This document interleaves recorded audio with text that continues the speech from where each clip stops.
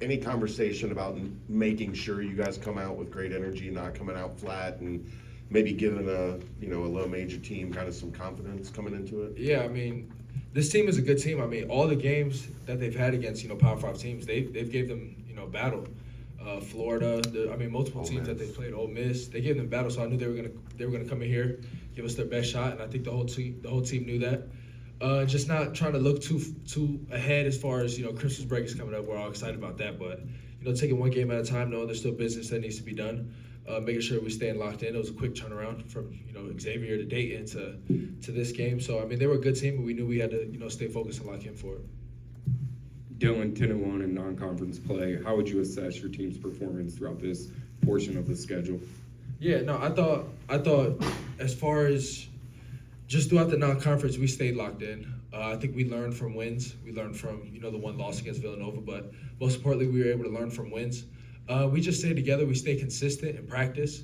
Coach talks a lot about having our light switch on and off, and we try to keep it on every day. No matter if it's practice, no matter if it's just film, staying locked in film, staying locked in, even on off days, coming in and getting work in. So I think it's just the consistency that we've had, throughout the non-conference and throughout the past, couple months. Just staying locked in, staying together, and just competing every day in practice. I mean, that's where you win games for us, practice.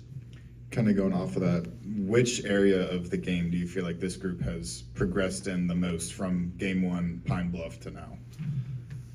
I mean, I feel like there's a couple things, but I think number one is just defense. Kind of understand the defense more. Even me, when I first got here, I was kind of, the defense is a little bit different, just the way they run things. But just being able to get more comfortable into it, understanding it better, than playing with the guys. I mean, just the way we play together. Just the competitive, passion that we have, and how good we all know each other's games now, and I think that's the biggest thing. Coming in at first, a lot of guys, they brought back a lot of guys, but we've also had some really good transfers come in, really good freshmen come in. So just understanding each other more. Then I feel like the defensive end, talking, communicating, understanding the defense, just playing together. I think that's kind of been some of the biggest things. Was this quick turnaround good exposure, prep for the gauntlet you guys are going to face each week in the Big 12? Yeah, I mean, 100%. When we get to the Big 12, there's no win or lose. There's no time to celebrate, or there's no time to get sad about a loss. I mean, it's a quick turnaround. So you got to be able to learn from the win, learn from the loss, whatever it is. Be ready for the next game, because every game in the Big 12 it's a championship game. Every game. It doesn't matter the record, it doesn't matter rankings. Every game in the Big 12 is going to be a good game, no matter home or away. So, I feel like this quick turnaround was good for us, for sure. You got a windmill, fast break windmill, started off, and then you caught 55 under the rim.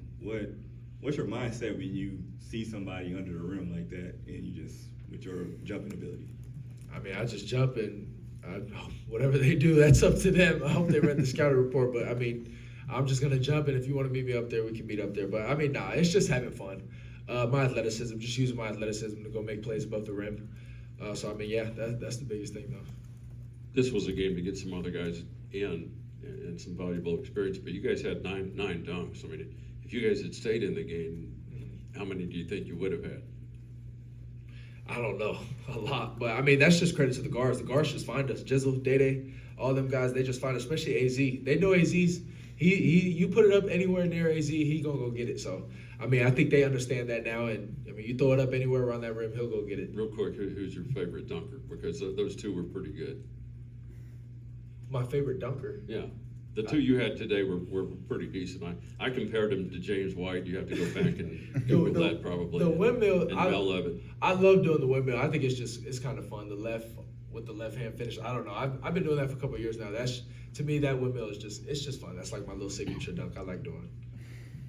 Did you know Ernest Ross? I feel like I know him a little bit growing up. I feel like I played him AAU ball a little bit. Because I think he's from Florida. Yeah, he's from Florida, went to NC State. Yeah. So I think I've played him a couple of times in AAU basketball growing up. Are you a big Christmas guy? You a big gifts guy? I'm so excited. So excited. Now that the game's over, like I'm so excited for Christmas. That's all I can think about right now. I'm still like a little kid, like going to wake everybody up 6 in the morning, like let's open gifts or something. How's your girlfriend handle that at 6 a.m. when you wake her up? She's gonna be up before me, probably. The gifts that we get each other, she's gonna be up before me. So I mean, I'm a big Christmas guy. I'm excited. Is there any active player or former player that you model your game defensively after? That's a good one. I think honestly, watching Kenyon Martin a little bit when he played here, just his athleticism. I mean, there's multiple guys. I like what's his name for Minnesota, Jaden McDaniels. Yeah. I like watching him a little bit. Just his length, his athleticism, being effective in changing the game just on the defensive end. I mean, there's multiple guys I can say, but those are two guys for sure that just with their length, their athleticism, the way they can change the game. What does it do for you guys on the wing, having Day and Jizzle and Connor even playing the way that they are on the ball and just kind of frustrating the other team's offense the way that they do? They're able to speed the game up. I think that's what changes a lot for us on the defense end. A lot of teams may want to slow the ball down because we like to deny, we like to get up and pressure. But I mean, they speed it up and they allow us to be able to deny and allow the other guards start making mistakes because they're speeding them guys up, and that's where us on the wings, me, CMOS, Dan, are able to come and make deflections and lead into transition plays. So I think just the way they're able to speed the game up, I mean, it changes everything for us defensively. Getting back to Chad's Christmas question, do you have a favorite Christmas movie or tradition? I mean, the Grinch. I think the Grinch and I keep seeing on TikTok the little Grinch at like Universal or something like that. I don't know if y'all see it.